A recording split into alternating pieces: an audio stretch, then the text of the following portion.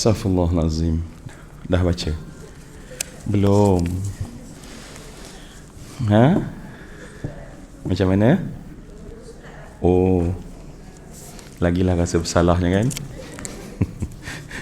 Astaghfirullahalazim. Jom kita berzikir dengan menyebut nama-nama Allah Subhanahu Wa Taala di samping memohon, meminta, ya. Sebab kita mulakan dengan nas'aluka. Nas'aluka maknanya kami minta. Pasti kita hamba ni banyak benda yang kita nak minta pada Allah. Dunia kita dan yang pasti juga akhirat kita. Jadi jadikanlah insya-Allah datang kita ini bukan sekadar kita membincangkan sesuatu tentang ilmu, tetapi kita nak jadikan dia sebuah majlis zikir dan doa kita kepada Allah Subhanahu Wa Taala. Baik. Nas'aluka ya man huwa Allahul ladzi la ilaha illa huwar rahmanur rahim al-malikul quddusus salamul mu'minul muhaiminul azizul jabbar al-mutakabbirul khaliqul bari'ul musawwirul ghaffarul qahharul wahhabur razzaqul fattahul alim al-qabidul basitul khafidul rafi'ul mu'izzul mudhillus sami'ul basirul hakamul adl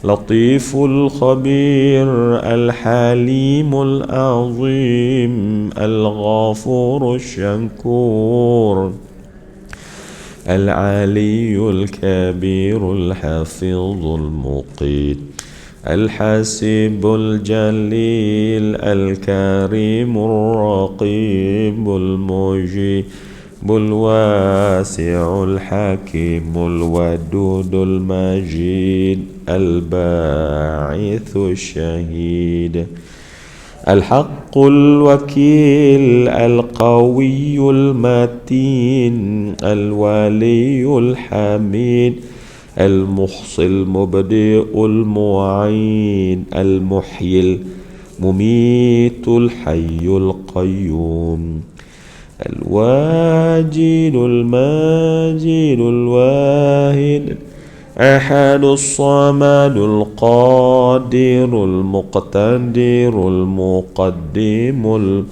المؤخر الأول الآخر الظاهر الباطن الوالي المتعالي البر التواب المنتقم العفو رؤوف المالك الملك ذو الجلال المقسط الجامع الغني المغني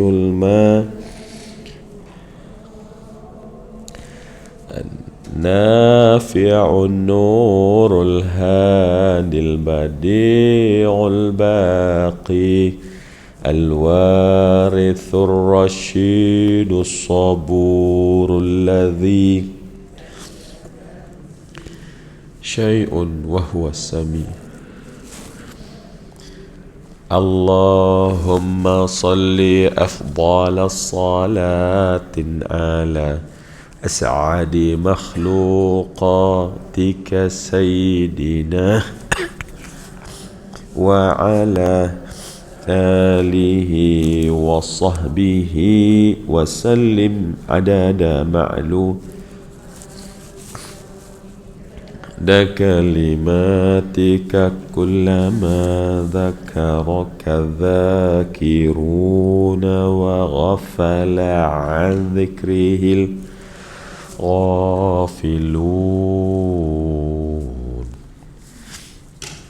Kita baca doa insyaAllah.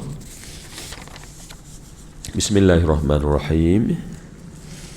Allahumma inni abduk wabnu abdik nasiyati biyadika madin fiyya hukmuka wa adlun fiyya qada'uka as'aluka bikulli ismin huwa laka sammaita bihi nafsak aw anzaltahu fi kitabik aw 'allamtahu ahadan min khalqik aw ista'tharta bihi fi 'ilmil ghaibi 'indak an taj'ala al-Qur'ana al-'azima rabi'a qalbi wa nura sadri wa jala'a khuzni wa dhahaba hammi wa ghammi wa an taqdiya hajati.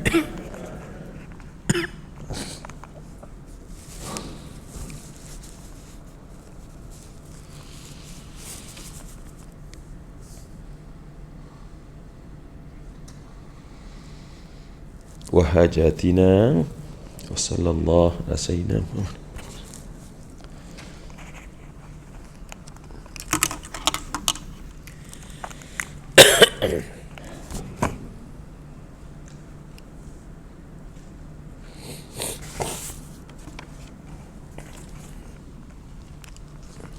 Assalamualaikum warahmatullahi wabarakatuh. Al-Fatihah. A'udzubillahi minasyaitonirrajim. Bismillahirrahmanirrahim. Alhamdulillahirabbil alamin. Arrahmanirrahim. Maliki yaumiddin. Iyyaka na'budu wa iyyaka nasta'in. Ihdinas siratal mustaqim. Siratal ladzina an'amta 'alaihim ghairil maghdubi 'alaihim waladdallin. Amin. أعوذ بالله السميع العليم من الشيطان الرجيم بسم الله الرحمن الرحيم الحمد لله نحمده ونستعينه ونستغفره ونعوذ بالله من شرور أنفسنا ومن سيئات أعمالنا من يهده الله فلا مضل له ومن يضلل فلا هادي له الصلاة والسلام على رسول الله ومن تبع الهدى ووالاه وبعد. Kita 195. Oh, 195.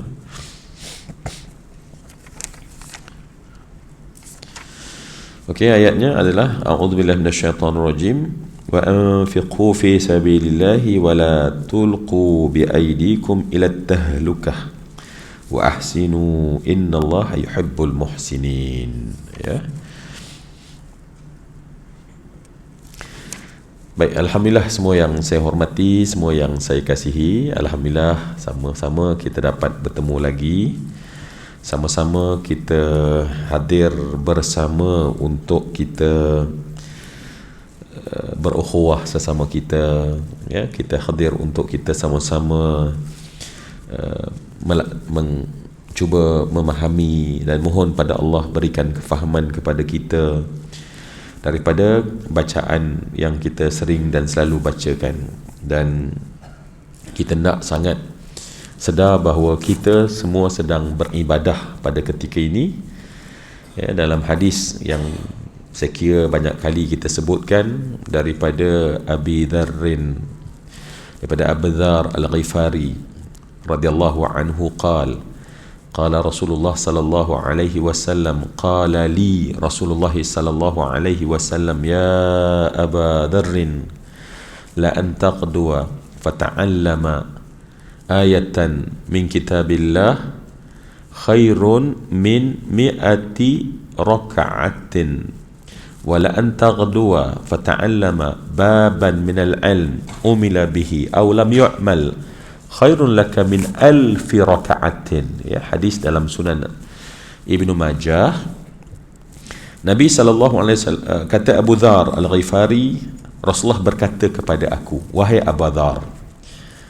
Rasulullah kata pada Abu Dhar, wahai Abu Zarrin, wahai Abu Zar, ya Aba Dharrin, engkau pergi lantas mempelajari satu ayat Allah itu lebih baik dari kamu solat 100 rakaat, solat sunat.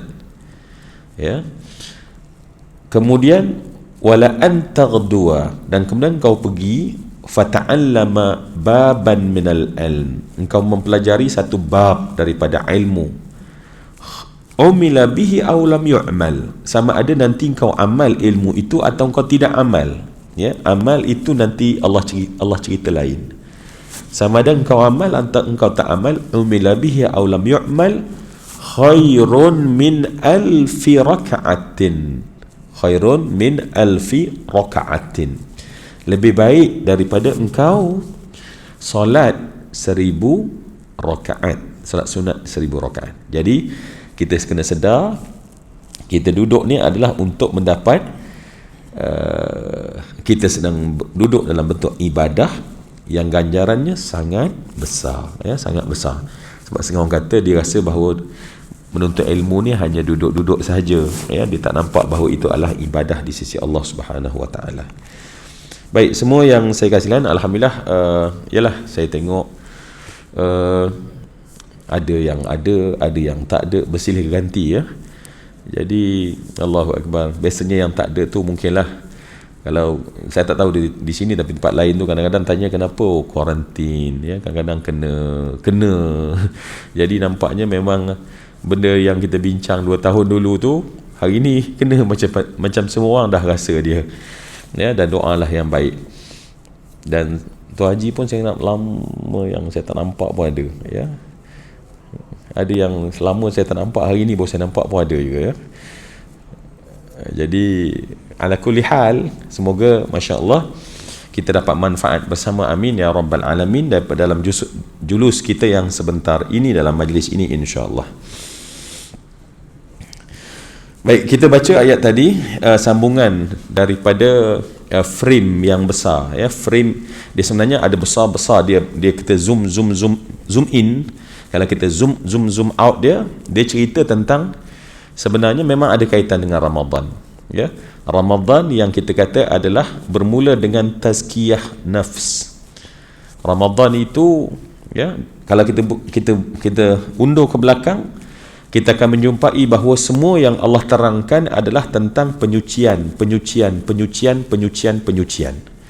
So maknanya bila kita minta pada Allah Subhanahu Wa Taala ihdinas siratal mustaqim, ni kata ulama, ya, apabila kita minta dalam surah Fatihah hidayah, syarah hidayah pada surah Baqarah, ya, jangan lupa tu, kita minta hidayah dalam surah Fatihah, syarah hidayah. Jadi apa saja yang kita jumpa di dalam surah Baqarah ni sebenarnya adalah syarah kepada apa yang syarah.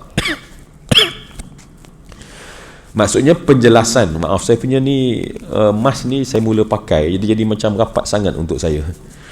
Tapi nak buat macam mana? Apa dia? Buka? Oh, buka tak boleh sebab saya kongsi mic nanti dengan siapa lepas ni. Jadi nak tak nak terpaksalah. Jadi kalau mana ceramah pun terpaksa nak buat macam mana, kan?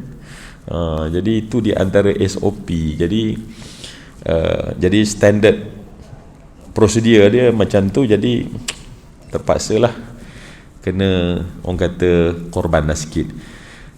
Biasa okey, biasanya tak terlampau dia tarik sangat, ni macam tarik sangat. Bonda tak ada. Okey, tak apa, nanti saya cubalah, ya.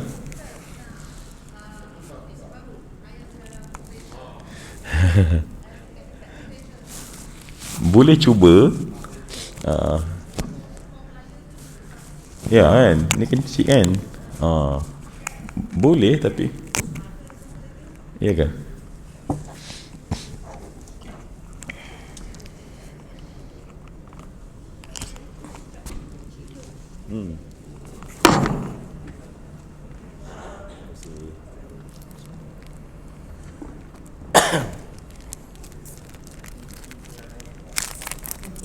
Kena. Dah lah lama tak datang. Allah. Orang lain diam je. Okey, insya-Allah. Okeylah, better sini. Ha? Okey. Macam mana? Macam tu? Okey. Rabbi yassir. Okey, bismillahirrahmanirrahim. Okey, jadi Baqarah adalah syarah ataupun penerangan tentang hidayah yang kita pinta. Sebab kita setiap hari tak nak lari dan lepas daripada hidayah Allah walau satu saat. Satu saat kita tak nak lepas daripada petunjuk Allah. Sebab hanya dengan petunjuk Allah menyelamatkan kita. Hanya dengan petunjuk Allah, ya. Tanpa hidayah daripada Allah, ini yang disebut oleh Allah dalam hadis kursi dan kita biasa membacanya, kata Allah, kullukum dal. Kullukum dalun illa man hadaituhu fastahduni ahdikum. Allah menyebut dengan jelas, semua kamu itu sesat. Kullukum dal. Semua kamu, setiap kamu sesat, kata Allah. Siapa yang tak sesat? Illa man hadaituhu. Melainkan orang yang aku hidayahkan dia. Ini saja orang yang tak sesat. Maka Allah kata fastahduni ahdikum. Fastahduni ahdikum, mintalah hidayah daripada aku, nanti aku berikan kamu hidayah. Jadi antara penjelasan tentang hidayah itu ada dalam surah Baqarah. Dalam surah Baqarah penjelasan, ya, tentang hidayah. Sebab itu dimulakan dzalikal kitabu la raiba fihi hudan, ya, hudan. Jadi hudan di situ dia bergabung dengan ataupun berhubung dengan ihdinas siratal mustaqim. Jadi ihdinas siratal mustaqim dia berhubung dengan hudan lil muttaqin. Hudan lil muttaqin. Jadi bila kita pergi cerita tentang hudan lil muttaqin, maka kita dapati bahawa apa dia? Bahawa ayat-ayat menceritakan tentang petunjuk adalah tentang tazkiyah. Apa makna tazkiyah? Penyucian. Jadi kita tahu bahawa tanggungjawab kita sebagai seorang hamba adalah melakukan penyucian, ya. Jadi kerja kita ni penyucian, menyucikan. Sebab tu disebutkan bahawa sesungguhnya at-tuhuru syatrul iman. Tuhur, bersih, suci itu separuh daripada keimanan kita. Maknanya tuntutan keimanan adalah untuk kita ni menyucikan dan menyucikan. Ya. Termasuklah kalau kita kata kita tasbih, kan? Tasbih. Apa itu tasbih? Kita katakan bahawa menyucikan. Sebab tasbih ni paling asas. Dalam banyak-banyak penyucian, maka penyucian yang paling asas adalah tasbih. Ya. Penyucian yang paling asas adalah tasbih. Ingat balik apa makna tasbih dahulu? Masih ingat apa yang bila sebut penyucian? Tasbih adalah penyucian yang kita baca subhanallah, subhanallah, subhanallah, yang kita baca subhana rabbiyal azim, yang kita baca kan subhanallah walhamdulillah wala ilaha illallah wallahu akbar. Bacalah, namanya penyucian itu benda paling asas. Boleh kita ingat balik apa makna penyucian? Apa makna tasbih? Apa makna tasbih? Oh, itu bukan jawapan, tu macam yang saya ulang saya kan.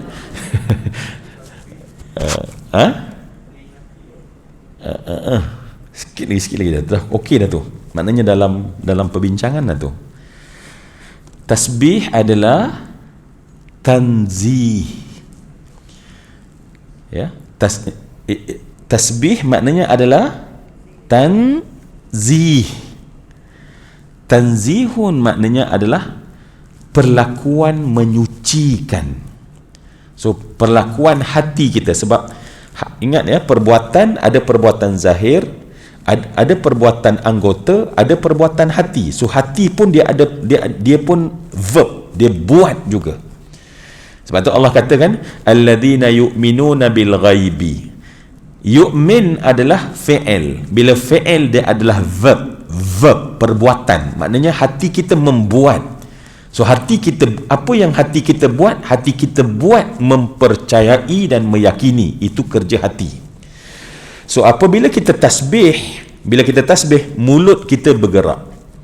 Ya, kita punya paru-paru hembuskan nafas, lalu pada peti suara, dan kemudian mulut dan bibir dan lidah adjust perkataan subhanallah. Itu adalah gerakan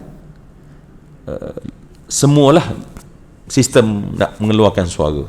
Tetapi hati kita juga berbuat. Hati kita berbuat. Apa yang hati kita buat? Tanzih. Hati kita menyucikan. Hati kita menyucikan apa? Allah. Hati kita menyucikan Allah. Ya, maaf saya mungkin bagi kita nampak bahawa bila kita, sebab nanti ayat demi ayat kita bincang, takut nanti kita lupa dia punya link. Akhirnya kita hanya nampak satu part tapi tak nampak dia punya linkage dia, kaitan dia. Jadi sebab tu semua yang kita nak cerita masuk ayat ini wa anfiquna, ini adalah tentang penyucian. Cuma maaf saya balik kepada penyucian paling asas, takut kita terlupa. Jadi sebab tu penyucian paling asas ada pada tasbih. Dan apa makna tasbih tadi? Apa makna tasbih? Ulang macam tadi ya. Just sekadar supaya nak confirmkan. Tanzih. Maknanya perbuatan hati. Sebab tanzih itu ya, kalau dari sudut dia masdar, tadi dia adalah masdar, makna nama terbitan, tetapi nama terbitan daripada perbuatan hati. Nazzaha yunazzihu tanzih. Dia itu adalah muta'addi, maknanya membuat penyucian. Maksudnya hati kita membuat penyucian, menyucikan apa? So apa yang kita sucikan?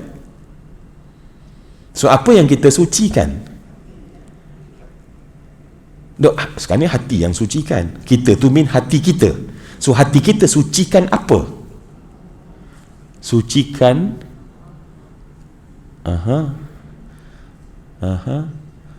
macam kita katalah cuci kereta. Yang kita cuci apa? Bukan kereta sebenarnya. Kita sebut suci kereta, tetapi yang kita sucikan bukan kereta, kotoran yang ada pada kereta. Cuma kita tak sebut cucilah semua kotoran yang ada pada kereta. Kita kata cuci kereta. Ya? Sebab kereta itu dia bukan kotor. Yang kotor tu ialah ada benda yang datang, barulah kereta tu kotor. Jadi bila kita kata mensucikan Allah, bukan Allah itu kotor. Maka sebab itu dalam tasbih, apa yang hati kita sucikan?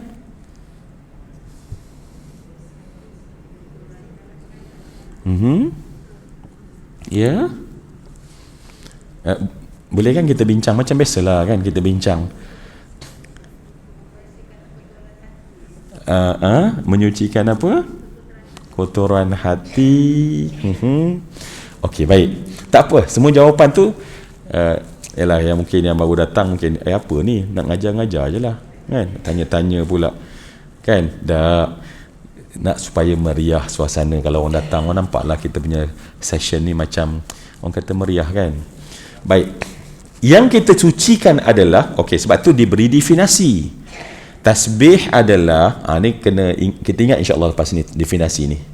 Okey, tapi kalau tak ingat tak apa, saya ulang balik ya. Jadi saya barulah rasa berfungsi kat sini. Kalau semua dah tahu, jawabnya masya-Allah, saya akan jumpa Sahirul. Okeylah, saya dah memang tak perlulah sebab dia orang semua okey. Kan?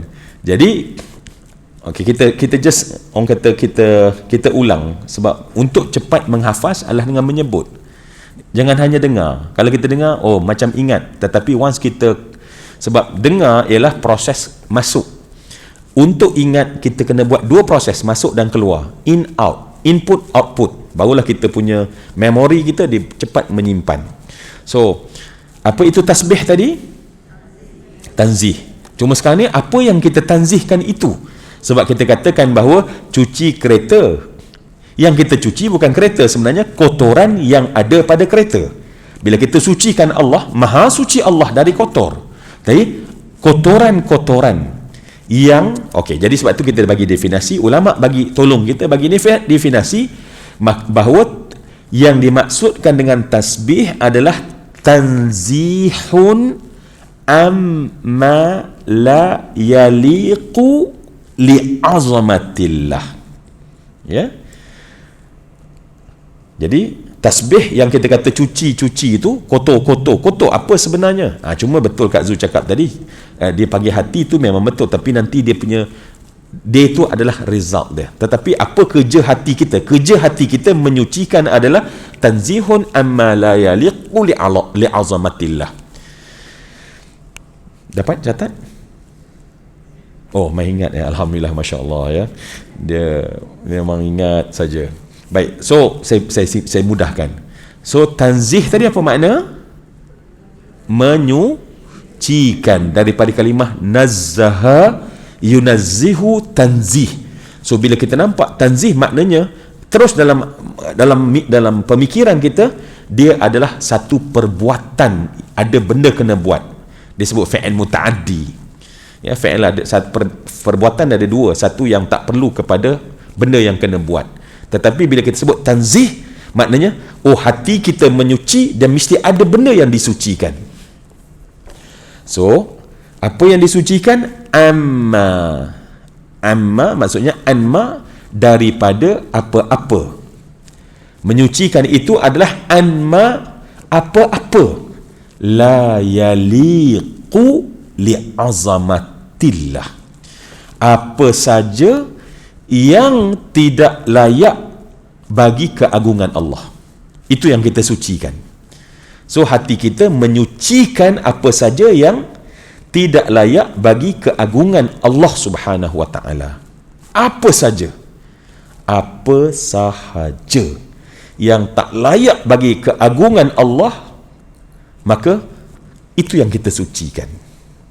Baik, dapat ke? Okey. Kalau kita nak simplify lagi, sebab amma la yaliqu li'azamatillah itu macam satu yang besar sangat. So kita kecilkan makna. Apa yang tak layak bagi Allah? Kita bagi satu perkataan baru. Apa yang tak layak bagi Allah? Okey. Terima kasih. Ya, memanglah foreplay ni kan, cakap tapi dia punya suara dia pusing kat dalam kan. Ustaz tak apalah, Ustaz ada mikrofon kan. Kalau saya cabut mikrofon, semua tak dengar juga. Sebab tu banyak dah bagi jawapan tapi tak dengar kan. Jadi sebab suara tu dia pusing-pusing kat dalam bersama dengan kita punya udara tu kan. So apakah yang kita kata, apakah menyucikan perkara yang tak layak bagi Allah? Maknanya hati kita ni kerja hari-hari dalam keadaan kita sebut subhanallah, subhanallah, subhanallah, subhanallah. Hati kita ni mensucikan perkara yang tak layak bagi Allah, tak layak bagi Allah, tak layak bagi Allah. So kita nak bagi satu kefahaman ringkas, apakah sifat yang tak layak bagi Allah? Jawapannya adalah tidak layak bagi Allah bersifat dengan sifat makhluk. Maknanya mana-mana ada sifat makhluk, maka itu tak layak bagi Allah Subhanahu wa taala. Mana-mana yang ada sifat seperti sifat makhluk, itu tak layak bagi Allah Subhanahu wa taala.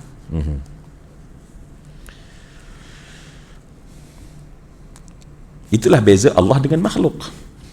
Jadi kalau ada datang seperti nak bermain macam sama dengan sifat makhluk, maka kita kena tasbih, tanzih, sucikan.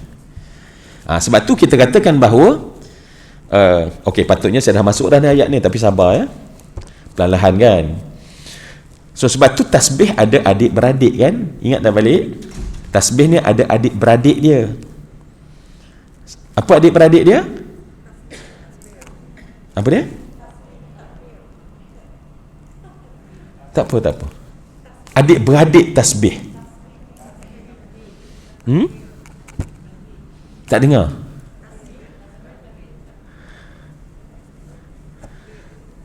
Okey. Saya kira dengarlah. Jawapan yang padu daripada okey, adik-beradik tasbih adalah taqdis. Yang sebut tadi mungkin adik-beradik jauh lah, adik-beradik juga ya. Jangan kecewa, betul. Tapi lah kalau orang adik-beradik dia ramai kan, ya. So apa adik-beradik dia? Alhamdulillah kan, dia bunyi pedas kat ujung tu kan, taqdis. So apa itu taqdis? Kenapa kita kata adik-beradik? Apa makna taqdis? Okey, okey ke ni? Lagi kita duduk macam ni kan, sembang je pun kan, bukan nak stres, nak apa, macam mana? Okey, apa makna tasbih tadi? Menyucikan daripada perkara yang tidak layak bagi keagungan Allah. Okey, apa benda yang kita katakan yang tak layak bagi keagungan Allah itu? Apa sifatnya? Allah bersifat dengan sifat makhluk. Alhamdulillah, 100%, 100%, tip top. Itu best kan, bercakap dengan orang cemerlang kan. Allah Rabbi, saya pun tak bagi definisi yang secantik itu kan. Baik, so adik-beradik dia apa? Taqdis. Okey, so apa makna taqdis? Apa makna taqdis? Ingat dah, malaikat berkata apa? Wa nahnu nusabbihu bihamdika wa nuqaddisu lak. Nahnu nusabbih. Ingat dah, nusabbih ialah kami bertasbih. Bertasbih bila sebut bila kami bertasbih, maknanya perkataan kami menyebut subhanallah. Tetapi kerana dia adalah perbuatan hati, maka hati juga menyucikan Allah daripada sebarang perkara yang tak layak bagi Allah. Itu kerja malaikat. Nahnu nusabbihu bihamdika, dengan pujian pada engkau. Sebab bila kita menyucikan Allah dan kita kata Allah tak bersifat dengan makhluk, itulah pujian bagi Allah. Dan tak dikira pujian, oh Allah tu hebat ya, Allah tu ada rumah. Itu bukan pujian. Kenapa? Dia tak menjadi pujian. Macam kita lah contohnya, siapa di sini ya? Ni semua duduk kebanyakan area mana? InsyaAllah. Tuan Haji Kopiah. Tuan Haji, yang lama tak jumpa tu, yang lama first time datang sejak PKP, sebelum PKP lagi dah tak datang lama tu. Tuan Haji duduk area mana? Saya lupa dulu. Di sebuah mansion kan, di sebuah bungalow kan di sana.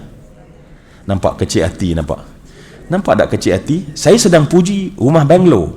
Nampak kecil hati kerana rumahnya adalah mansion. Ada kata bungalow, rumah saya mansion ya, mansion ni macam dah dekat istana dah. Jadi yang kita kata pujian itu bukan pujian kalaulah kita meletakkan sesuatu yang rendah. Jadi Allah yang konon kita kata tinggi, tetapi kita bagi satu benda. Jadi sebab tu simpelnya adalah bila kita letakkan Allah itu dengan sifat makhluk, maka Allah jadi rendah. Dan itu kerja hati para malaikat, menyucikan Allah bihamdihi wa nuqaddisu lak. Dan kami mentakdiskan, menasbih dan menaqdis. Nusabbih wa nuqaddis. Sebab tu jom kita tengok sikit lah. Sebab ingat, seluruh roh perbincangan ni dia sebenarnya adalah penyucian. Ayat yang kita nak baca lepas ini juga penyucian ya, nak nampak dia punya roh dia tu. Okey, so kita tengok pula makna taqdis. Tasbih makna tanzih. Okey, sekarang oleh kerana dia adik-beradik, taqdis maknanya adalah tanzih. Sebab tu adik-beradik. Sebab sama, memang sama, adik-beradik kan, muka sama, adik-beradik kan. Jaranglah mukanya Arab, adik-beradik dia muka macam Jepun. Contoh ya. Jadi kalau Arab lebih kurang Arab jugalah. So apa makna taqdis? Tanzih. Apa makna tasbih? Tanzih. So kalau macam tu dah bukan adik-beradik, dia dah jadi satu. Tunggu dulu, tengok ciri lebih dalam. Kalaulah tasbih adalah tanzihun an ma la yaliqu li azamatillah, kalaulah tasbih adalah menyucikan daripada perkara yang tak layak bagi Allah Subhanahu wa taala, maknanya tak layak bagi Allah itu bersifat dengan sifat makhluk, maka taqdis adalah tanzihun bi itsbat ma yaliqu li azamatillah. Jadi tanzihu bi itsbat, jadi dia menyucikan dengan menetapkan perkara yang layak bagi keagungan Allah. Ada beza tak sikit tadi? Ada beza tak? Kedua-duanya menyucikan, tetapi yang menyucikan yang pertama adalah menyucikan dari perkara yang tak layak bagi keagungan Allah. Menyucikan yang kedua ialah menyucikan dengan menetapkan perkara yang layak bagi Allah Subhanahu wa taala. Kenapa itu berlaku? Contoh, kan sekarang ni kalau sehari dua sebelum ni banyak orang cerita tentang Isra Mi'raj kan. Isra Mi'raj adalah ayat yang dimulakan dengan tasbih kan, ingat tak? Surah Isra dimulakan dengan tasbih, dan surah yang dimulakan dengan tasbih disebut apa? Surah dulu, kalau first sebelum kita baca Fatihah dulu, kita dah bincang tentang bagaimana Allah memulakan surah-surah dalam Al-Quran. So 114 surah itu ada pattern, ragam cara Allah mulakan surah.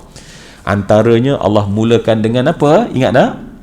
Alif Lam Mim. Itu disebut memulakan dengan apa? Ahruf muqatta'ah. Dimulakan dengan huruf yang terpotong-potong. Apa contoh yang lain? Yasin, Taha, Alif Lam Mim Ra, Nun. Nun bukan ada baris. Kalau ada baris dia jadi na, ni, nu. Kita tak mulakan dengan na.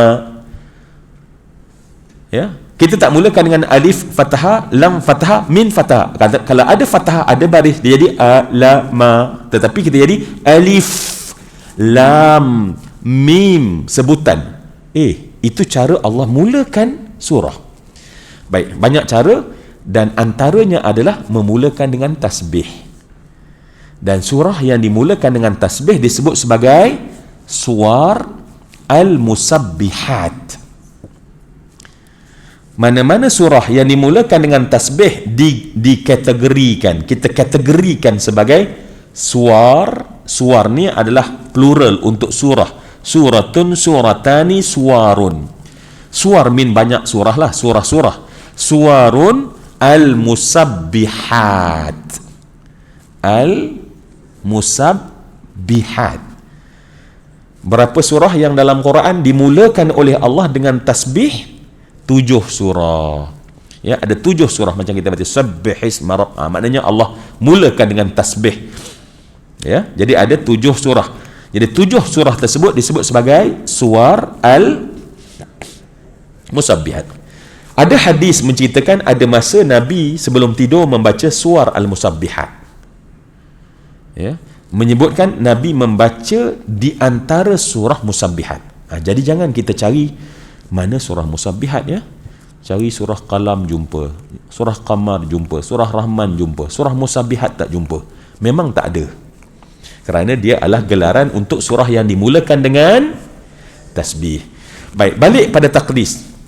So taqdis tadi adalah tanzih, menyucikan Allah daripada dengan cara penyucian pada taqdis adalah menetapkan perkara yang layak bagi Allah Subhanahu wa taala. Bi itsbat ma yaliqu li azamatillah. Itsbat dengan perkara yang layak. Sebab tu tasbih dia lebih umum dan lebih utama. Kita tak sebut taqdis. Tetapi taqdis adalah bentuk cabang daripada tasbih. So dia ada cabang. Maksudnya kedua-duanya kerjanya satu, menyucikan Allah Subhanahu wa taala. Sebab tu semua yang saya kasih sekalian, Ustaz Muhadir Joy bila datang kelas kita? Esok. Okey. Sebab itulah saya pernah sebut, mungkin saya pernah sebut sebelum ini, bila kita belajar sifat 20 itu, sedar atau tidak sedar, di dalam itu telah ada tasbih dan taqdis. Kita go through pelajaran tu tanpa sedar, rupanya berlaku proses tasbih dan berlaku proses taqdis. Seperti malaikat nusabbihu bihamdika wa nuqaddisu lak. Berlaku proses tasbih apabila kita belajar ilmu dalam sifat 20. Sebab dalam sifat 20 sesimpelnya kita dengar tak sifat salbiyah? Apa makna salbiyah?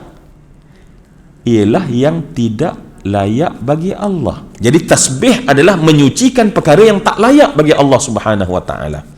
Jadi dalam sifat salbiyah itu kita belajar aja, tetapi akidah kita rupanya tak layak, ni tak layak, ni tak layak bagi Allah, ni tak layak bagi Allah, tak layak bagi Allah, tak layak bagi Allah ada permulaan, tidak layak bagi Allah itu ada pengakhiran, tidak layak bagi Allah itu ada menyerupai dengan sesuatu pun, tak layak bagi Allah itu ada berjuzuk-juzuk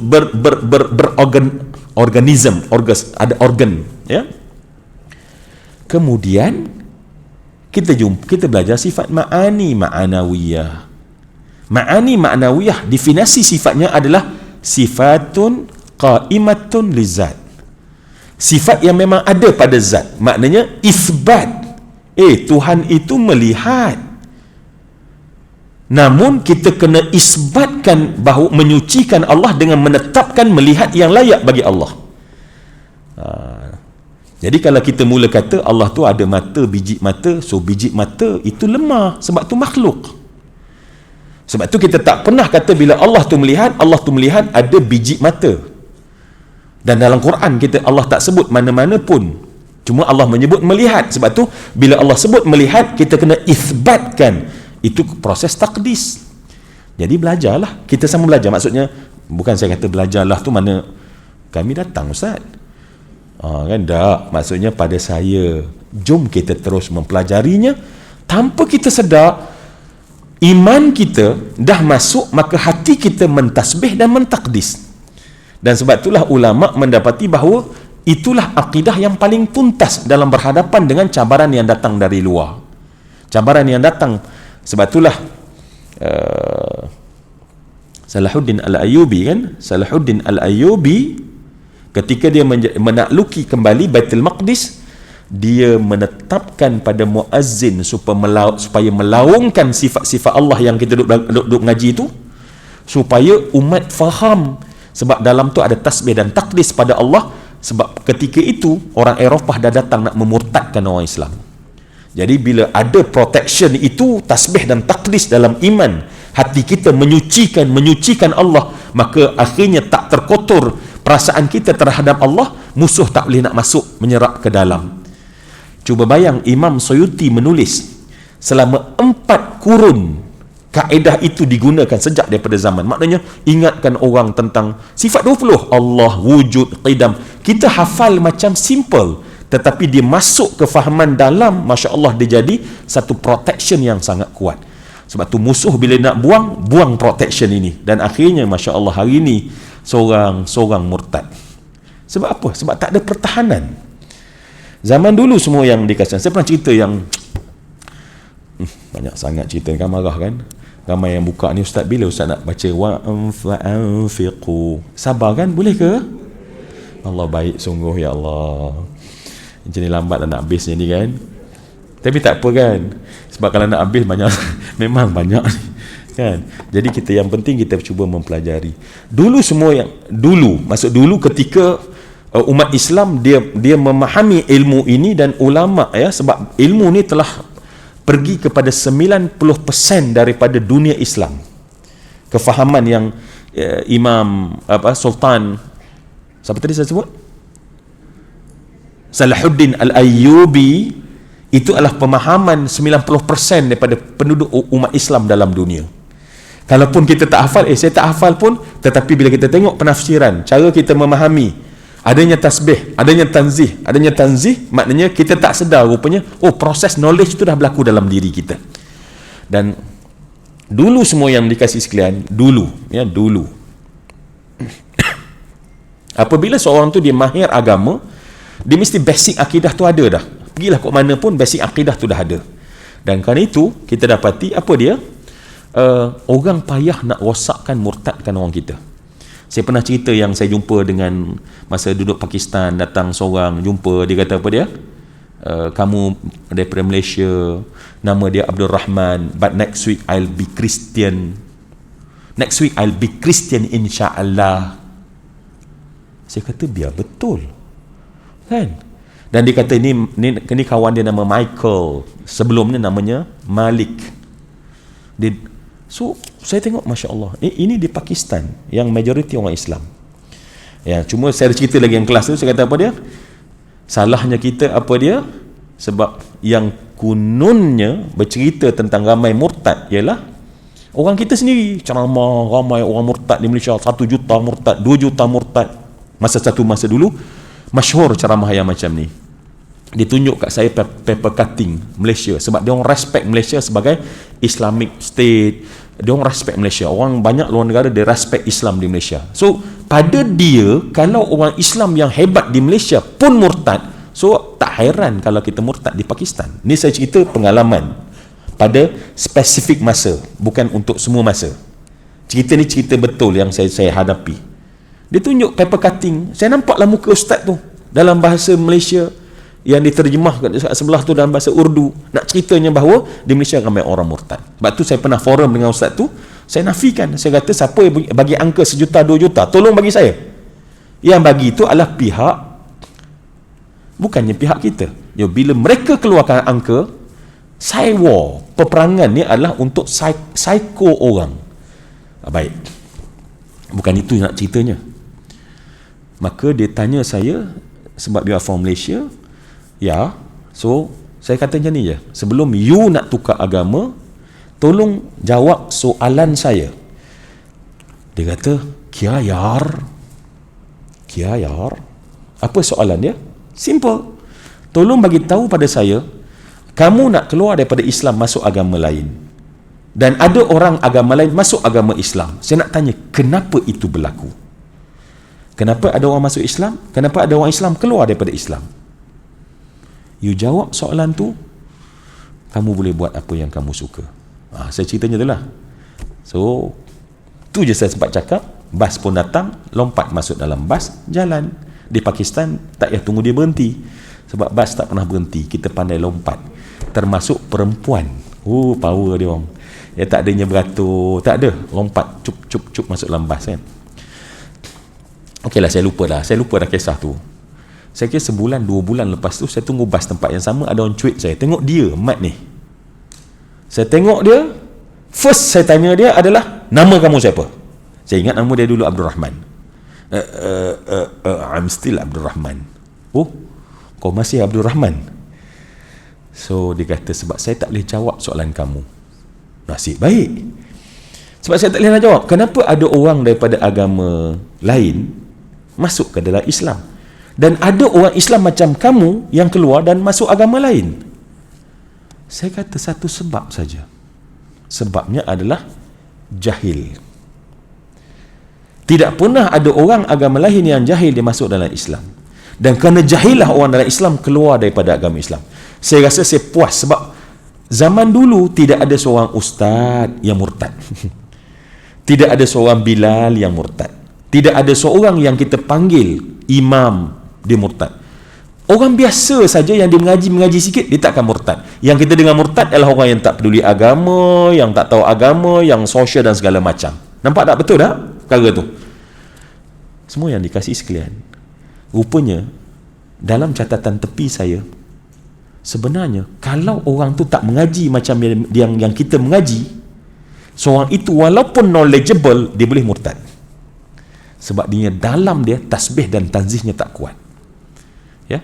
Jadi sebenarnya kenapa dulu ketika British menjajah kita tak ada orang yang murtad, bahkan Natrah masuk Islam kan, kemudian akhirnya dia orang nak murtad kan, akhirnya gempa satu Melaya, Singapura semua gempa, satu Melaya gempa. Kenapa dia nak keluar daripada Islam tu takkan berlaku pada masa itu?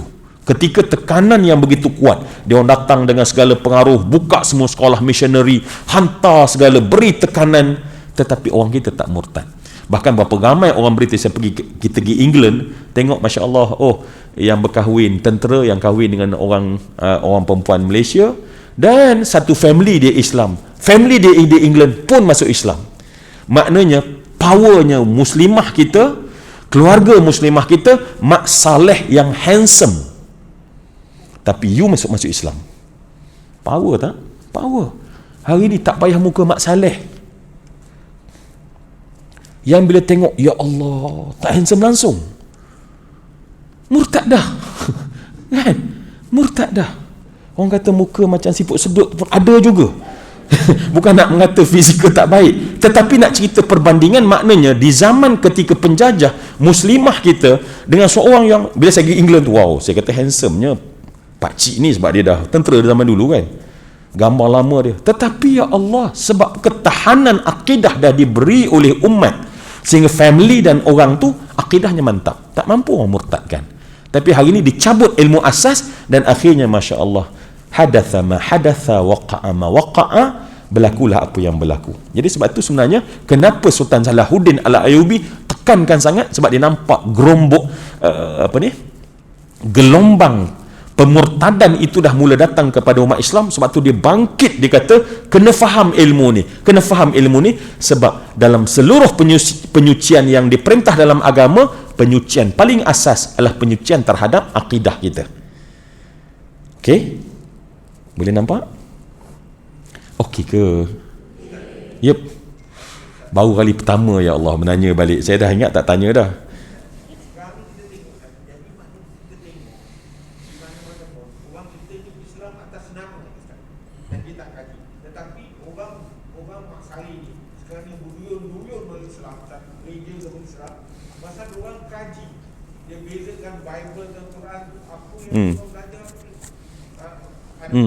Tapi bila orang tanya balik pasal Jesus, yang tanya tu dia terbalik. Tapi orang kita ni, kita sebagai sebagai anak mak Islam itu dia tak nak kaji lebih mana lagi. Kadang-kadang apa baca kita tanya pun dia tak tahu. Ya. Terima kasih. Saya kira tu komplimen daripada Tuan Haji. Maksudnya betul, itu yang berlaku. Kan kita semua. Terima kasih. Sebab maknanya itulah yang berlaku, sama ada kita nak ambil tahu atau tak ambil tahu. Tapi itulah yang berlaku. Dan sebab itulah kalau masyarakat kita jauhkan daripada ilmu akidah seperti yang dipelajari, maka umat kita bincanglah ilmu hadis, bincanglah ilmu lain, dia bincang terapung di atas tapi kosong di dalam. Kosong di dalam. Ya, jadi doalah pada Allah untuk kita, untuk anak-anak kita, anak-anak kecil kita ni, semoga mereka ya Allah kekal dalam jiwa dan hati mereka akidah yang mantap. Ya, amin ya rabbal alamin. Amin. Amin ya rabbal alamin. Baik, jadi kita masuk kepada penyucian. So idea dalam kepala kita dalam soal hidayah adalah penyucian. So maintain penyucian. Ya, sebab tu Allah kata sabbihisma rabbika. Okey. Sucikan nama Tuhanmu. Sucikan nama Tuhanmu.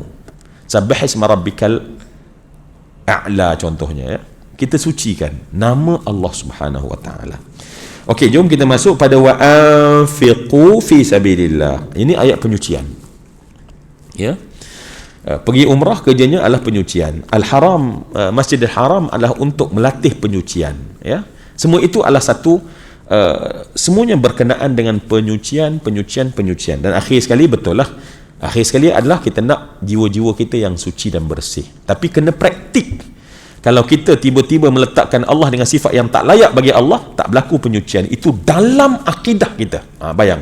Walaupun lepas tu kita nampak solat bukan main, cakap agama bukan main, tetapi najis dah ada dalam diri.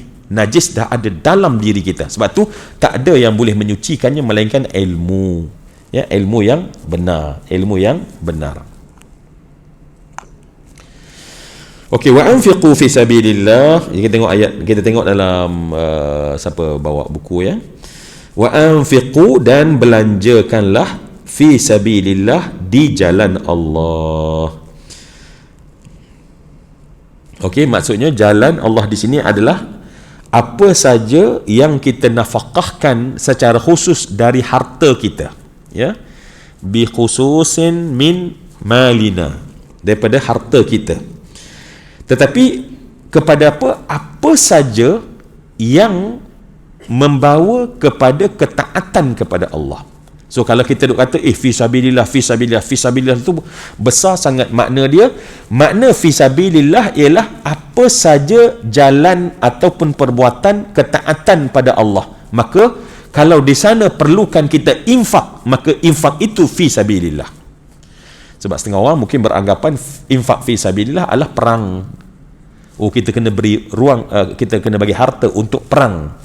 Tetapi disyarahkan di sini maknanya adalah apa saja yang kita nampak tujuan ketaatan dan kita keluarkan harta kita untuk tujuan ketaatan, maka di situ termasuk makna wa anfiqu, itu perintah Allah, anfiq, ya.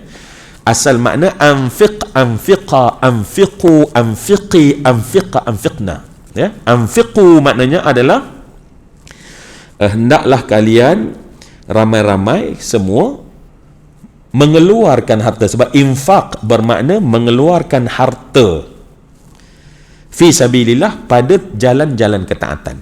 Jadi tadi kita letak minyak, itu juga infak sebenarnya, sedar atau tak sedar. Jadi kita sebenarnya, kenapa infak kita untuk pergi ke majlis ilmu, ya.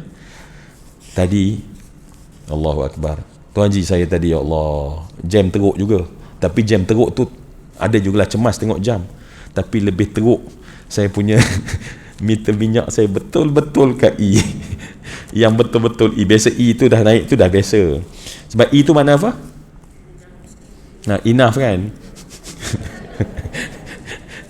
Tapi ya Allah, pagi tadi berdoa pada Allah, ya Allah janganlah tersadai kat tengah jam menambah jam orang ramai.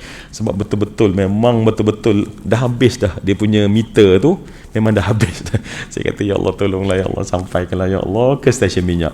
Jadi saya ingatkan nak balik baru nak letak minyak, tapi tengok dia punya parah dia tu, memang kena letak minyak dulu. Tu yang lambat mungkin 5 minit. Kalau tidak insya-Allah agak baik jugalah rekod saya. Tapi nak cerita cemas tu memang cemas sangat amat jugalah, ya.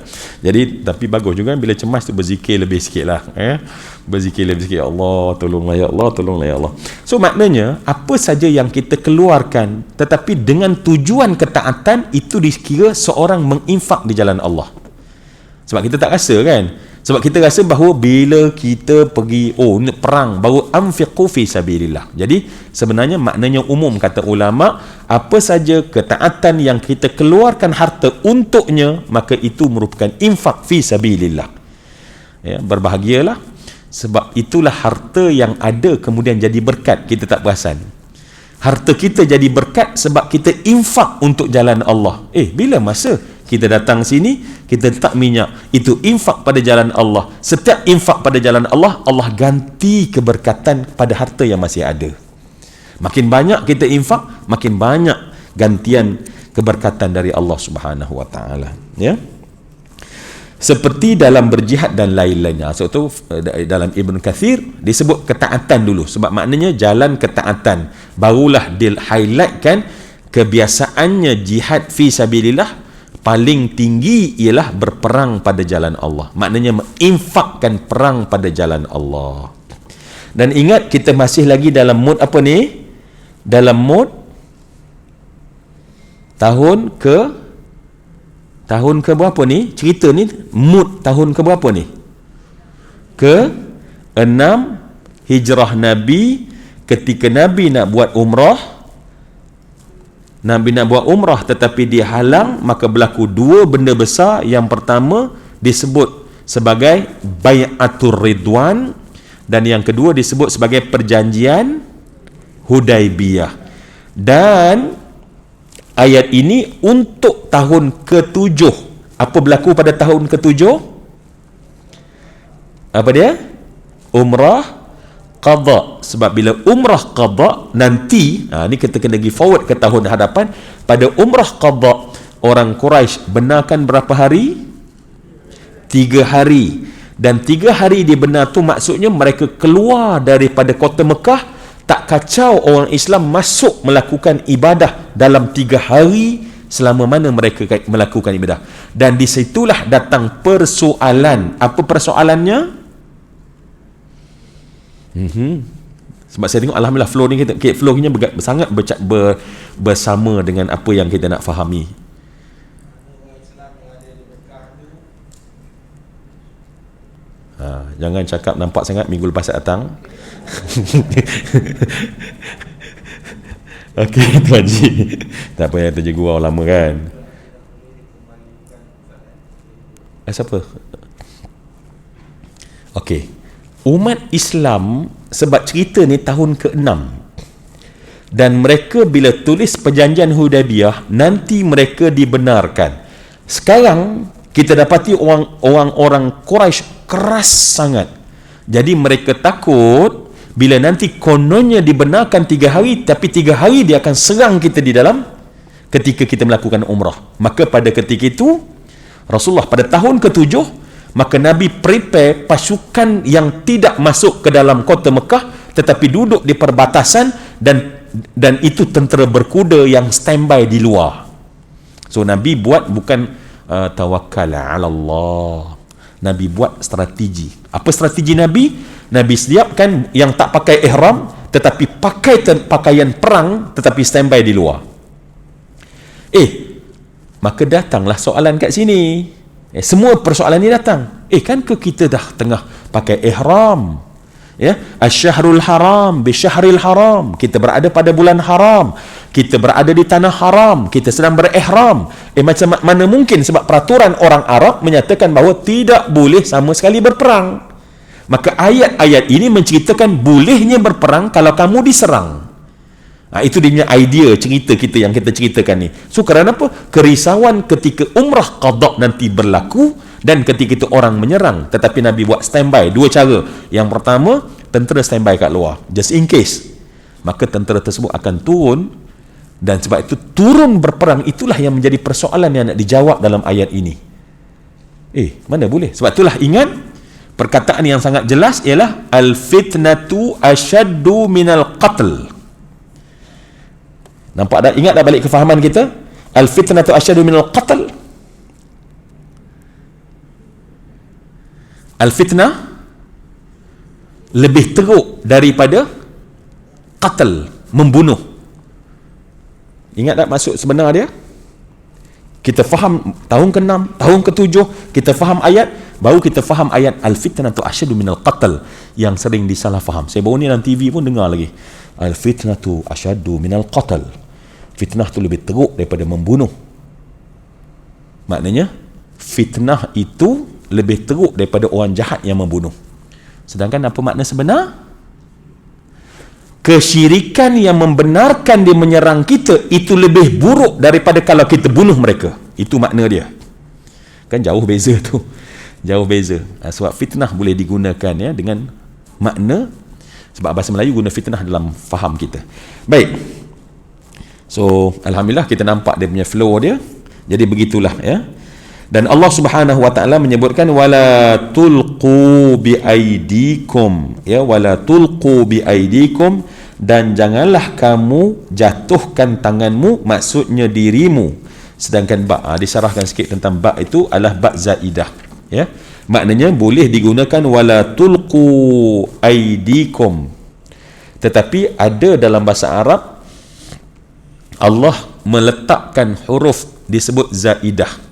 Ba itu sebagai tambahan saja, untuk melengkapkan makna ayat. Maka Allah gunakan wala tulqu bi aidikum, ada ba itu ba zaidah, ba wala tulqu, dan janganlah kamu tulqu, jatuhkan, ataupun lebih tepatnya janganlah kamu letakkan posisi kamu ila tahlukati, kepada kebinasaan. Maknanya jangan kamu saja-saja letakkan diri kamu kepada kebinasaan. Jangan kamu posisikan diri kamu berada pada tempat yang mendatangkan kebinasaan. Jangan kamu letakkan diri kamu ke tempat kebinasaan. Mana dia? Okey, ataupun kecelakaan disebab meninggalkan atau tak mau mengeluarkan dana. So, semua yang saya kasih sekalian, so di sini ayat tu sebenarnya makna yang sama. Wa anfiqu fi sabilillah wala tulqu, ayatnya sama. Apa maksud ayatnya sama? Makna awal Makna awalnya adalah kamu kena nafkahkan. Apa nafkahkan? Harta kamu. Kita kena nafkahkan harta kita kepada tempat yang melakukan ketaatan, dan janganlah kamu meletakkan tangan kamu, diri kamu dalam binasa, ialah jangan kamu bakhil. Itu maksud sebenar. Jadi ada ayat suruh, ada ayat larang. Suruh jadi pemurah, menginfak, dan jangan kamu jadi bakhil. Itu makna awal bagi tulqu aidikum ila tahlukah. Sebab sekiranya kamu menjadi orang bakhil dan tak menginfakkan harta, di situlah kebinasaan akan berlaku. Itulah kebinasaan akan berlaku. So ayat tulqu bi aidikum ila tahlukah itu menurut ulama adalah sifat lawan kepada anfiqu. Maknanya sifat tak mahu keluarkan harta. Kita simpan harta kita, ya. Kenapa meninggalkan atau tidak mahu mengeluarkan dana untuk berjihad? Ialah sebab kita tak nak letak minyak, kan? Tak nak minyak untuk pergi ke majlis ilmu. Apa kita dapat? Dapat jahil. Maka jahil itulah kebinasaan. Itu maksud ayat ni. So begitu juga yang lain-lain. Dan pastinya yang paling tinggi adalah jihad. So maknanya katalah panggilan jihad untuk, ya, terutamanya pada tahun ke-9. Okey, kita lompat pada tahun-tahun yang akan datang. Pada tahun ke-9 Hijrah, berlaku satu peperangan yang sangat besar. Perang Tabuk berlaku pada bulan Rejab. Ya, berlaku pada bulan Rejab. Antara benda-benda besar yang berlaku pada bulan Rejab adalah perang Tabuk. Ya, perang Tabuk, perang yang sangat dahsyat. Perang pertama kita berperang di Tabuk berlawan dengan tentera Romawi, tentera Rom. Berlawan dengan tentera Rom. Dan pada tahun ke-9 itulah Nabi minta para sahabat untuk mereka itu menginfakkan harta mereka untuk membiaya peperangan, sebab tak mungkin orang pergi berperang tanpa biaya. Pergi perang bawa ranting kayu saja lawan Rom. Jadi sebab tu Nabi minta mereka menginfak, dan kisah inilah yang kita dengar bagaimana Sayyidina Abu Bakar, yang kita biasa dengar, ya. Sayyidina Abu Bakar bawa harta dia, bagi semua pada Nabi SAW, bawa semua harta. Dan tak tinggal satu sen pun di rumah dia, semua sekali dibagi, mana yang dia dapat dia bawa dan dibagi pada Nabi SAW. Sampai Nabi bertanya kepadanya, apakah yang kamu tinggalkan wahai Abu Bakar untuk keluargamu? Dengan pasti Sayyidina Abu Bakar menjawab, Allah dan Rasul. Allah dan Rasul. Aku tinggal tu je untuk dia orang. Sebab barang siapa yang ada Allah dan Rasul, dia akan kaya. Itu pandangan Sayyidina Abu Bakar As-Siddiq. Ya. Tapi ni perlu difahami, please, ya. Kita fahamlah, ya. Jangan lepas ni masya-Allah semua pakat bagi dan jawab yang sama. Ingat yang cakap tu adalah Sayyidina Abu Bakar. Kena ingat tu, As-Siddiq. Ya. Sebab kita ni kan memang kita kena push untuk jadi baik. Tetapi push dalam ilmu, push dalam bi'ah, push dalam cara betul. Sebab kalau tidak banyak berlaku, syaitan akan datang. Syaitan ni, saya paling takut syaitan dia bagi panah yang terakhir. Dia ada panah terakhir yang syaitan ni reserve untuk semua orang. Syaitan dia ada reserve satu panah terakhir yang disimpan untuk masa yang tepat dia akan bagi pada masa tu. Apa nama panah itu? Nama panah itu adalah panah An-Nadam.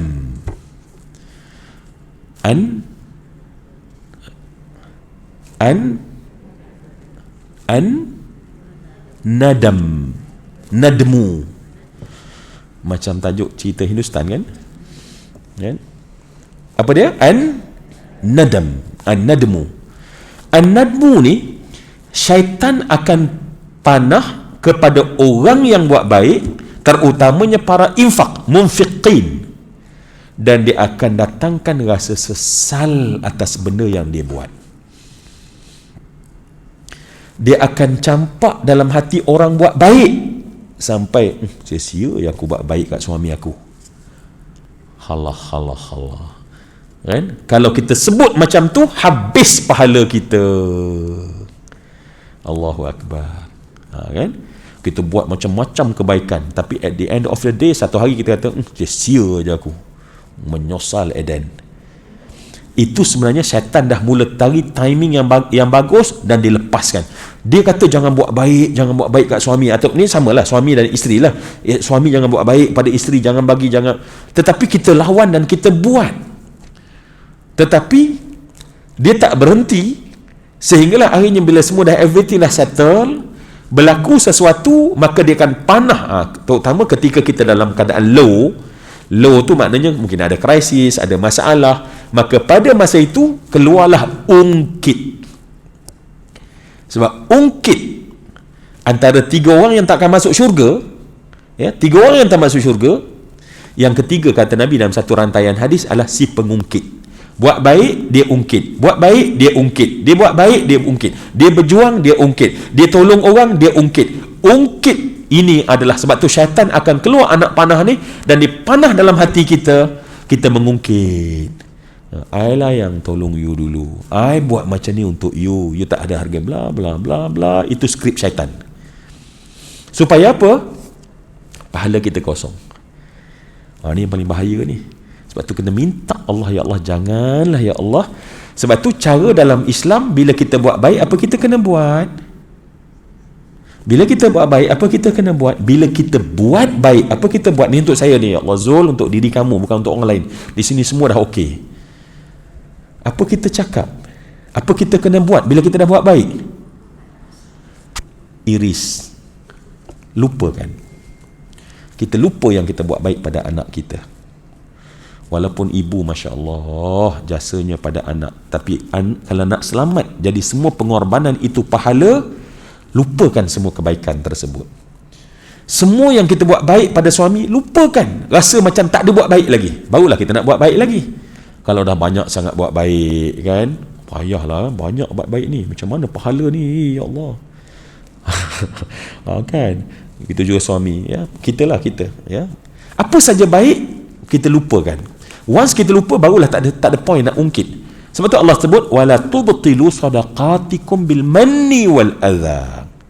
Jangan kamu batalkan sedekah kamu. Sebab nak infak ni bukan senang. Kadang-kadang ya Allah tolak, campur, bagi, punca kuasa, cari nilai X, tak jumpa nilai X, sebab tu tak bagi. Punya matematiknya susah, nak keluar RM30 kot. Punya payah, tetapi Alhamdulillah dalam keadaan susah kita bagi juga. Tetapi lepas tu tengok cerita, lepas tu kita ungkit. Ya Allah, ya, jaga-jaga sebab syaitan dia akan lorong kita kalau kita tak betul-betul, suami, isteri terutamanya. Sebab paling banyak pahala isteri pada suami, tu je. Seorang wanita paling banyak yang memungkinkan dia masuk syurga adalah semua yang dibuat untuk suami. Sebab tu syaitan dia akan kacau pada wanita untuk dia ungkit kebaikan dia. Aku susah.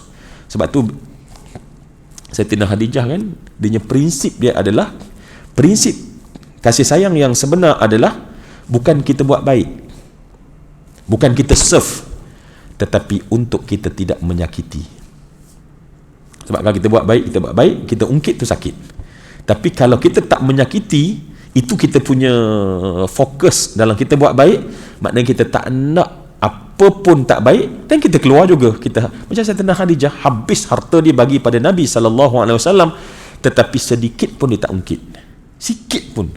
Ketika Sayyidatina Khadijah meninggal pada bulan Ramadan, Siti Khadijah meninggal pada bulan Ramadan, dan dia mengembuskan nafas yang terakhir, Nabi sebutkan kepadanya tentang banyaknya kebaikan yang kamu beri. Wanita terkaya Mekah, cuba bayang, the richest lady di Mekah, dan compare tu yang kaya di kalangan orang lelaki, dia dalam top 10 orang terkaya di Mekah. Cuba bayang, sekarang berbaring di atas pembaringan maut, tidak ada harta sebab semua bagi pada Nabi, Nabi bagi pada orang. Nabi bagi pada Nabi, Nabi beri pada orang. Sebab tu Nabi boleh berdakwah, Nabi boleh bertahanus. Kenapa? Sebab ada orang yang seperti Siti Khadijah. Dan sebab tu Nabi sayang sangat ya. Dan Nabi sebut tentang kebaikan. Dia kata apa dia? Jangan sebut aku tak ada kebaikan yang aku beri pada engkau, sebab apa yang aku dapat lebih besar. Jadi sebab tu kita kena tengok apa kita dapat. Jangan tengok apa yang kita bagi. Apatah lagi jangan tengok apa yang kita tak dapat. Syaitan dia main kat situ je. Dia punya nak checkmate kita senang je. Dia tolak sini, kita pun terperangkap kat sini. Akhirnya tengok apa yang kita tak dapat. Kita pun besarkan apa yang kita tak dapat. Akhirnya kita pun mengeluh apa yang kita tak dapat. Kita tak pernah hargai apa yang kita dapat dengan sepenuh hati. Okey? So at-tahlukah, ya. Saya sebut ni untuk diri saya. Apa saja benda baik yang kita pernah buat, tolong jangan ingat. Lupakan je. Biarlah orang kata, dulu buat, ya ke? Saya tak ingat lah. That's script man best. Jangan dia tu kan, dia masuk universiti tu, yang bagi tu berapa? RM50 dulu. Allah. Tahun bila? Tahun 73. Allah Rabbi. Ya, jangan. Kita latih, kita nak buat baik ni begitu, ya. Kita nak buat baik yang sebenar, ya, untuk tidak menyakiti, untuk tidak, sebab ungkit itu sakit. Ungkit itu jadikan kita punya pengorbanan tak ada nilai. Tak ada nilai, ya. Baik.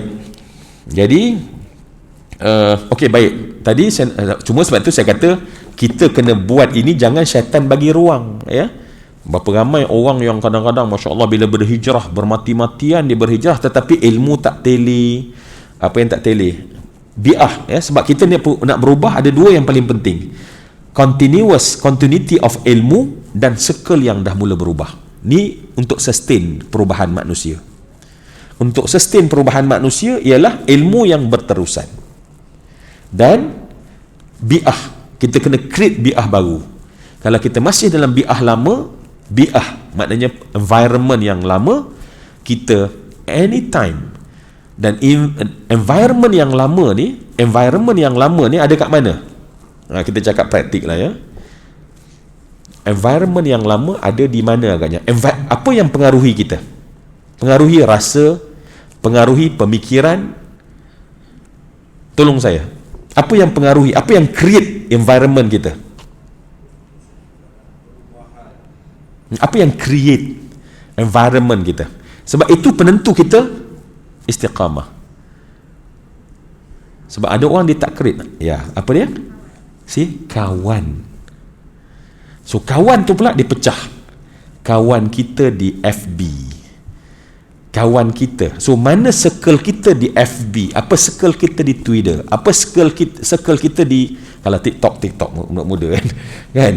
So kawan kita ramai ni, tetapi rupanya ramai kawan dia lagi. Ada 10,000 orang dalam FB dia.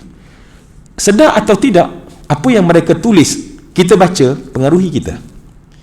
Dan setengahnya adalah tidak bawa kita kepada positif, tak bawa kita kepada jalan Allah. Ya, berapa ramai hari ini, masya-Allah, ya. Saya tak tahulah dunia hari ini dunia apa, kita tak tahu nama kan. Ada masalah family, ada masalah rumah tangga, semua cerita kat orang dalam circle dia. Buat satu grup cerita pasal rumah tangga sendiri. Allahu Rabbi. Sedangkan rumah tangga kita adalah aurat. Aurat. Mana aurat tu wajib kita tutup. Tapi hari ni cerita semua benda. Sebab tu akhirnya suami macam ni cerita, isteri macam ni cerita. Itu circle. Sebab tu manusia tak boleh berubah.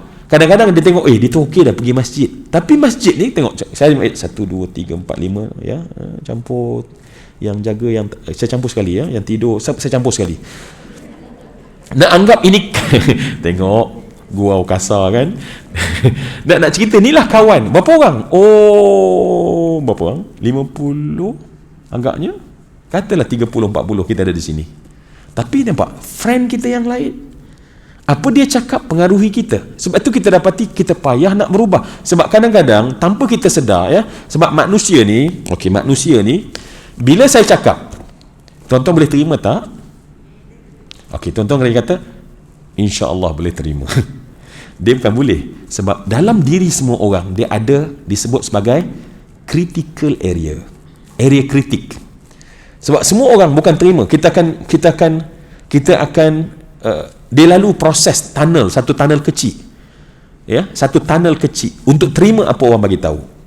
Semua orang ada benda tu. Sebab tu benda itu untuk protect diri kita. Orang tak kelentong kita, orang tak tipu kita, so dia ada critical area. Tetapi bila hari-hari kadang-kadang kita baca, dia masuk critical area. Mula-mula apalah dia ni cerita family, ini apalah dia ni, tapi hari-hari kita pun baca. Dan dia dah masuk dalam diri kita. So message itu dah masuk dalam diri kita. Ya. Jadi sebab itulah saya katakan tadi, untuk kekal dua jaga. Ya, ni bukan untuk orang lain, untuk saya ni. Ya. Yang pertama ilmu tak dapat tidak, mesti ditambah. Ya. Yang kedua adalah circle. Ya. plus yang lain adalah amalan. Amalan lah yang ketiga ni penting adalah amal. Amal mesti amal yang kuatkan kita. Sebab amal tu sebenarnya nak kuatkan kita. Sebab tu amal tu kena diperkukuhkan. Perkukuh tu kadang-kadang tak payah tambah-tambah, tetapi fahamkan solat zuhur kita sampai kita betul-betul 5 minit kita berdiri di atas sejarah tu adalah 5 minit yang betul-betul bermakna. Itu insya-Allah boleh kekalkan kita, ya.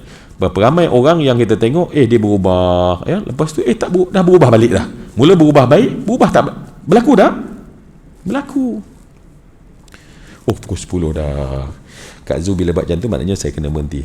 Anak anda kita tengok dia punya, tengok budak ni dia punya aktif dia tu maksimal dah tu. Ni kalau lebih lagi nanti dia kata boleh tak duduk kat sebelah penceramah tu, dia kata. Sebab ya, orang dewasa dia boleh kontrol. Anak-anak dia orangnya aktif dia kan. Jadi aktif dia tu masya-Allah. Siapa nama anak? Siapa nama? Siapa nama? Siapa nama? Aqif? Aqif. InsyaAllah semoga Aqif ya Allah jadi anak yang terbaik, ya. Allah beri penjagaan sepanjang hayat dia, ya. Allah hantar malaikat jaga dia jauh daripada bala bencana malapetaka. Anak yang tolong mak dia, ayah dia untuk masuk dalam syurga. Amin ya rabbal alamin. Okay, Kif, nanti kita makan aiskrim. Okey, baik. Saya nak habiskan saja. Okey. Yang akan menyebabkan menjadi lebih kuat pihak musuh daripada. Okey, sebab bila kita tidak infak, so dia mesti infak. Sebab kata infak binasa. Contoh tadilah, tak nak infak untuk dapat ilmu, kita akhirnya kekal jahil. Apatah lagi peperangan. Sebab kita perang. Okey, semua orang ada harta tapi tak nak bagi untuk Islam. Dan akhirnya kita berhadapan dengan musuh dengan senjata yang sangat minima. Kalah. Hari ini missionary begitu banyak melakukan kerja dengan dana yang sangat cukup. Orang Islam berkira-kira. Maka binasalah anak kita, cucu kita. Nampak tak? So, anfiqu, lepas tu, dan jangan kamu letakkan dalam kebinasaan. Itu dua benda yang kita dapat. Dan wa ahsinu, dan berbuat baiklah kamu, misalnya dengan mengeluarkan nafkah dan lain-lain. So Allah Subhanahu wa taala, okay, please. Macam sama, tetapi ini adalah nasihat for another level. Mula anfiqu, tetapi pada apa yang kamu nafkahkan, ahsinu dia. Itu yang saya katakan tadi, kita buat, sebab tu kita cerita jangan mengungkit, itu adalah ahsinu. Sebab ihsan adalah level yang tinggi. Ihsan adalah standard dalam ibadah. So ayat ahsinu tu dia menumpang di atas setelah kita infak. Kalau tak ada infak, tak ada ahsinu. Jangan sembanglah tentang janganlah ikhlaskanlah. Nak ikhlaskan apa? Satu sin pun tak bagi, kan? Janganlah mengungkit. Nak mengungkit apa? Tak ada benda baik yang kita pernah nak ungkit. So bila kita buat baik, so yang saya syarah tadi, ahsinu tu kat situ. Innallaha yuhibbul muhsinin. Ingat, ya, hanya bukan pada infak, tetapi bila kita ihsan, baru Allah sayang. So barulah amal infak kita itu, amal beri kita itu, kita akan disayangi oleh Allah hanya ketika kita muhsinin.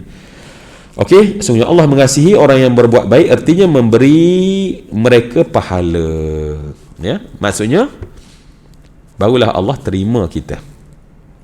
Okeylah, nanti kita sambung akan datang sebab makin dekat dengan Ramadan, maksud muhsinin kena lebih jelas untuk kita.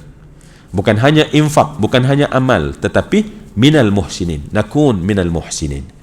Okey, insya-Allah kita nanti sambung pada ayat berikutnya, wa atimmul hajja wal umrata lillah, sampailah ayat 196.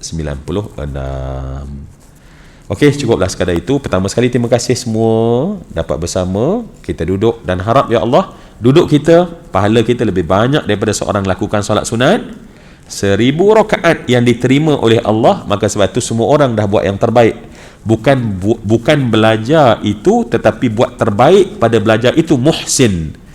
Kita hanya dapat kasih sayang Allah setelah kita muhsinin, ya. Itu dah siap. Terima kasih. Yang kedua, maaf. Itu mestilah. Ampun maaf daripada saya Zul Ramli, hamba Allah yang sangat fakir ini, kerana pasti akhlak kadang-kadang gurau, kadang-kadang cakap, pastinya tidak menepati akhlak Nabi sallallahu alaihi wasallam yang sangat mulia itu. Jom kita sama-sama baca doa. Apa beza tasbih dengan zikir Ustaz? Dia pun menunjukkan zikir pun dia menunjukkan juga. Okey. Zikir ni dia tajuk besar dia. Zikir ni adalah tajuk besar. Apa itu zikir? Zikir ni tajuk besar. Okey? Semua dengar soalan Tuan Haji tadi ya? Okey, alhamdulillah. Tengok Tuan Haji punya power, tak payah pakai mic. Saya dengar, orang semua dengar. Kalau Tuan Haji saya tak perlu mic ni, masya-Allah. Ya. Okey, zikir, apa makna zikir? Okey, sebelum bagi makna, dia adalah tajuk besar. Apa itu zikir? Zikir adalah sebut dan ingat. Okey, sebut, ingat dan hayati. Maknanya mulut, bibir.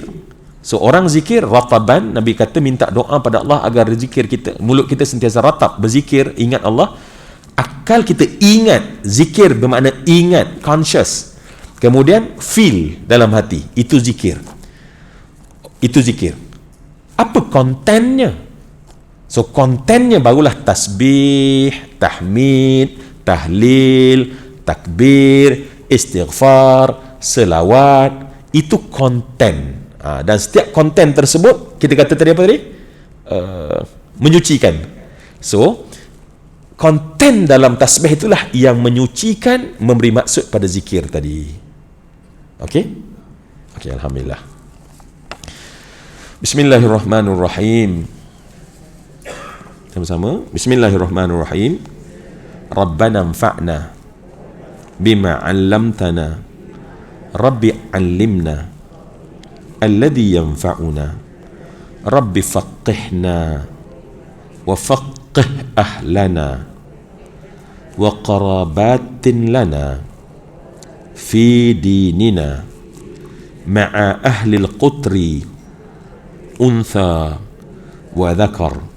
Rabbi waffiqna wa waffiqhum lima tartadi qawlan wa fi'lan karama warzuqil kulla halalan daima wa akhilla atqiya ulama nahda bil khairi wa nukfa kulla syarr. Rabbana waslih lana kulla syu'un wa aqirra birrida minkal uyun waqdi anna Rabbana kullad duyun qabla an ta'tiyana rusulal manun waghfir ustur anta akraman satar. Wa salatullah taghshal mustafa man ilal haqqi da'ana wal wafa bikitabin fihi linnasi shifa wa 'alal ali al-kirami asy-syurafa wa 'alas sahbi al-masabih al-ghurar. Allahumma hdina bihudaka waj'alna mimman yusari'u fi ridaka wa la tuwallina waliyan siwaka wa la taj'alna mimman khalafa amraka wa asaka wa hasbunallah wa ni'mal wakil wa la hawla wa la quwwata illa billahil aliyyil azim. Wa sallallahu alaihi wasallam.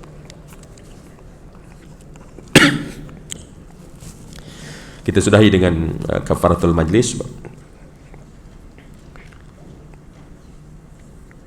dan suratul asr. Bismillah.